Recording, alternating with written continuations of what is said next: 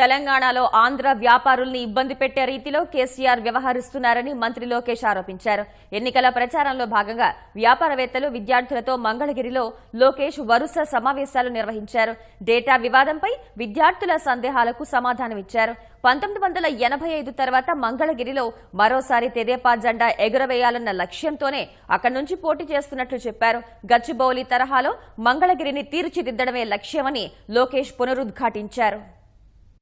తెలంగాణ ప్రజలు ఎవరైతే ఆంధ్ర రాష్ట్రంలో పెట్టుబడి పెట్టారో వాళ్ళు ఎప్పుడు ఇబ్బంది పెట్టినా, ఎందుకంటే హాయిగా బతకాలి, రాష్ట్రాలు రెండైనా మనందరం తెలుగులమే. కానీ ఆ ధర్మం కేసీఆర్ గారు పాటించారు. ఇప్పుడు 62 సంవత్సరాలుగా హైదరాబాద్ మంది అనుకున్నాం, అందరం పెట్టుబడి పెట్టాం, మన రాజధాని. ఇప్పుడు అది తీసుకుని బ్లాక్ మెయిలింగ్ చేస్తున్నాడు.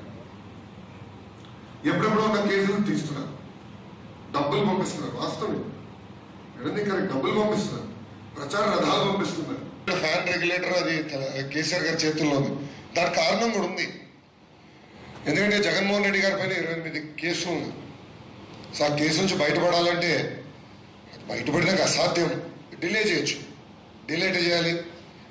కోర్టు హైదరాబాదు పెట్టింది, ఈడీ ఏమో ఢిల్లీ. సో వాళ్ళిద్దరూ అవసరం. ఆ గేమ్ నడుస్తుంది ఇప్పుడు ఆంధ్ర రాష్ట్రం.